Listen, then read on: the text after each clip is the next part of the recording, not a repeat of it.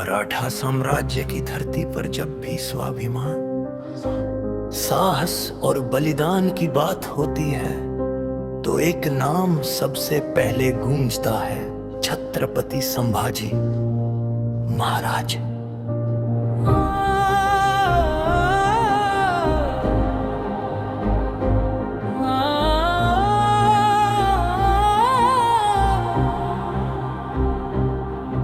वे केवल शिवाजी महाराज के पुत्र नहीं थे, वे स्वराज्य की आत्मा थे।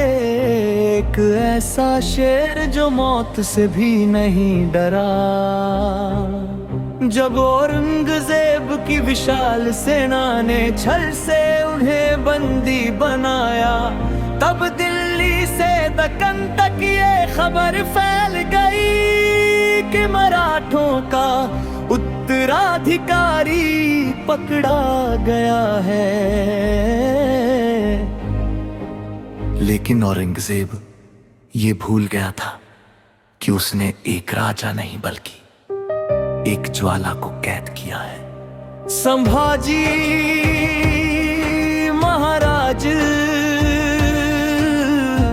को कैद करके बहादुरगढ़ लाया गया, जहां उन्हें 40 दिनों तक अमानवीय यातनाएं दी गई।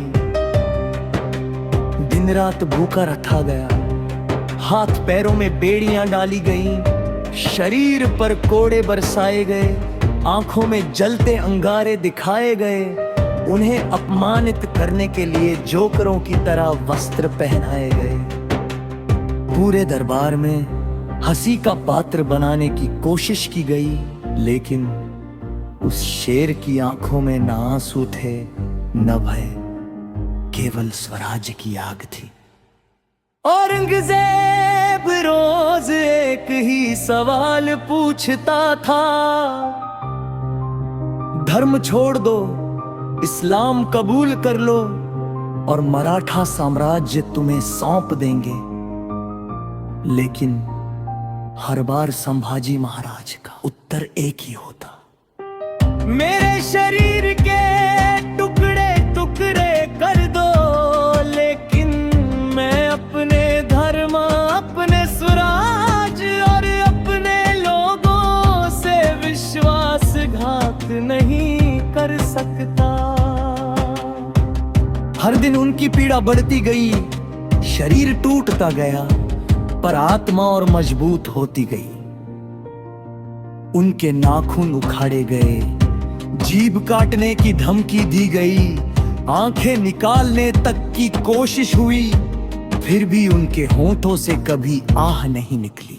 वे मन ही मन शिवाजी महाराज के शब्द दोहराते रहे, स्वराज मेरा जन्म सिद्ध अधिकार है। कैद के अंधेरे कमरे में बैठ कर वे अपनी माँ, अपनी प्रजा और अपने सैनिकों को याद करते थे और खुद से कहते थे,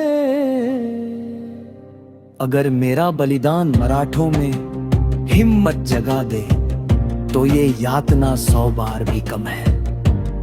बाहर मराठा सैनिक छुप छुप कर खबरें सुनते थे और रोते थे, लेकिन वही आंसू आगे चलकर क्रांति बन गए। 40 दिनों के बाद जब औरंगजेब समझ गया कि इस शेर को झुकाया नहीं जा सकता, तब उसने मृत्यु का आदेश दिया। अंतिम समय में भी संभाजी महाराज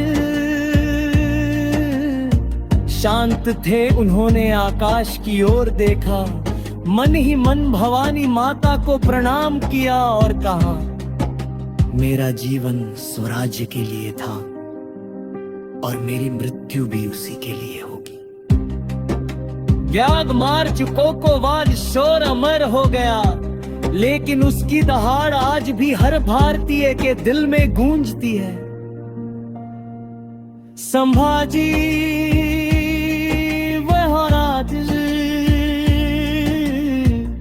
हम हमें सिखाते हैं कि सच्ची ताकत शरीर में नहीं, चरित्र में होती है सच्ची जीत, सत्ता की नहीं।